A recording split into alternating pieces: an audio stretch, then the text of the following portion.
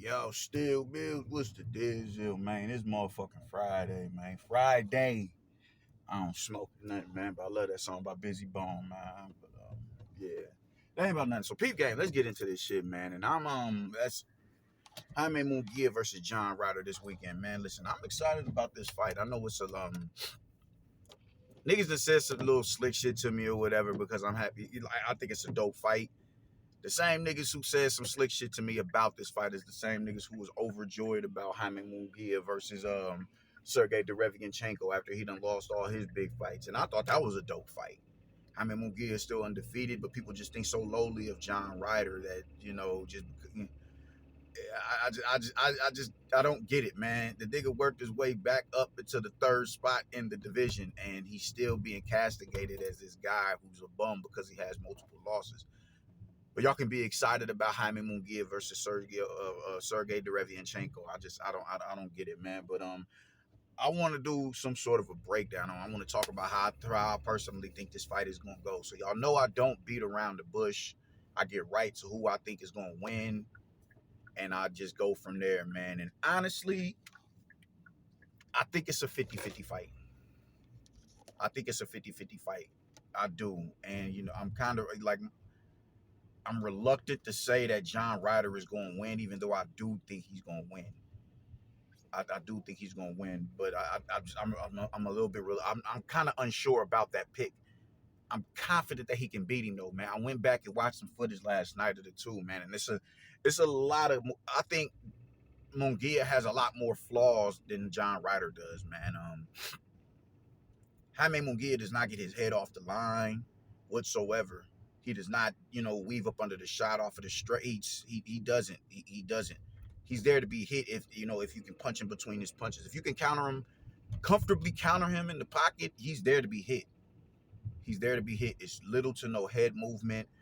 His guard is wide open. You dig? I think his biggest asset to this fight is his punching ability and his volume punching and hand speed. I think they're about equally as fast as far as hand speed is concerned. I don't think I don't think one is significantly faster than the other, but I think Jaime Munguia is a bit more busier of a fighter than John Ryder.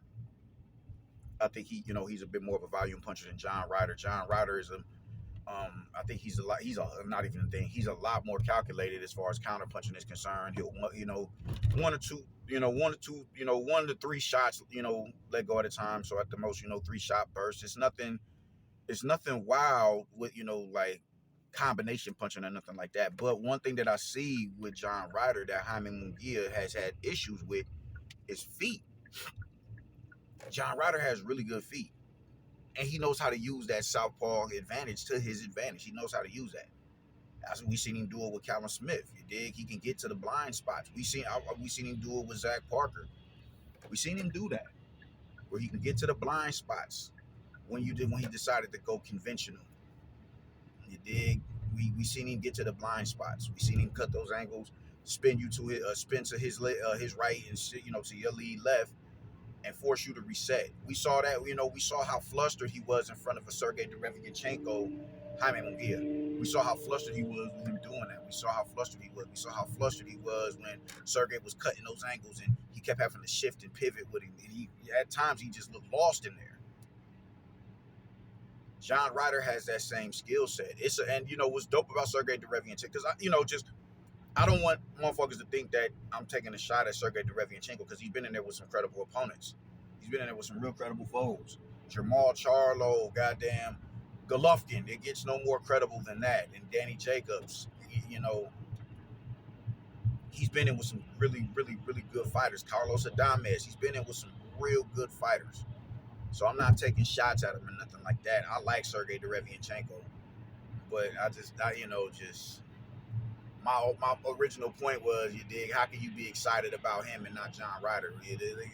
Even though they both fought, it's just goofy with me, man, how a lot of these niggas operate. But in Jaime Munguia's fight with Sergey Derevianchenko, when he was when he was shifting and pivoting, you dig, he get it, he's fast on his feet. He's able to close the distance quick. You dig, sometimes he'll just step in and spin, get up under a hook and spin out. and it's forcing Jaime to reset. And he was really flustered in that situation. He was really flustered. He was really flustered,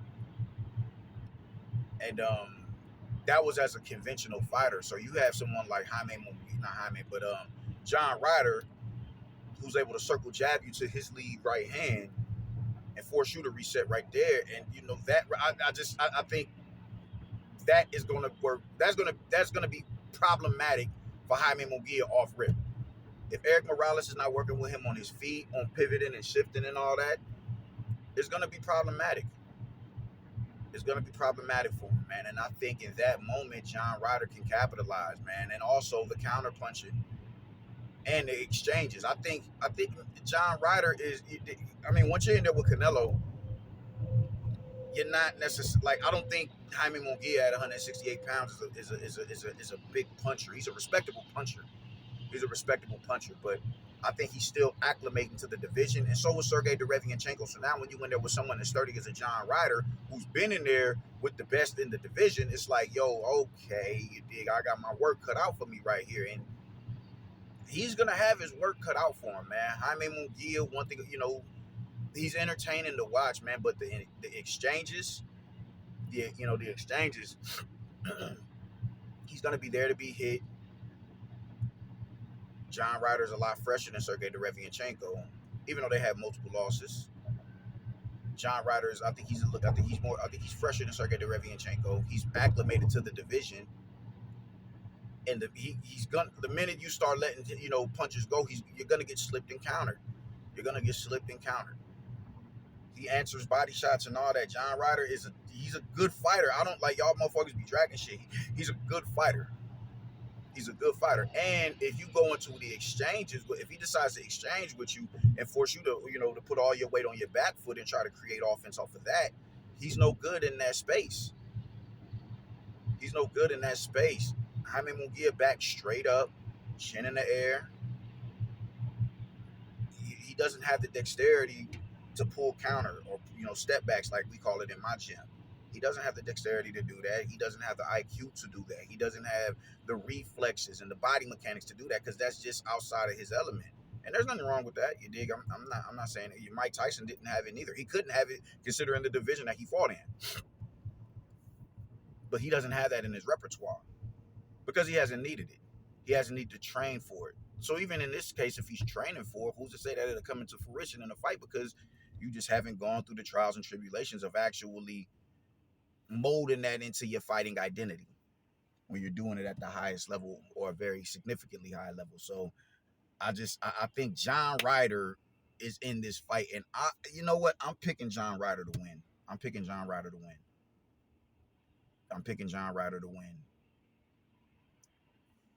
Okay, I'm picking John Ryder to win the same way Sergey Derevianchenko won. If he doesn't go in there and knock out Jaime Munguia, then he's going to lose on the cards. But in the hearts of the fans, he's going to win. I think I got him winning the fight. Because I don't think Jaime Munguia is about to go in here and knock out John Ryder. I could be wrong. It's boxing. Shit happens. But it's a lot more glaring red flags that I see from Jaime Munguia. And where those red flags exist, I'm seeing green flags from a John Ryder. The feet in particular. John Ryder has good feet, has educated feet, lead foot positioning. He has that. The ability to cut those angles and get to your blind spots and capitalize off that. He has that. He has the ability to keep you thinking and second guessing yourself.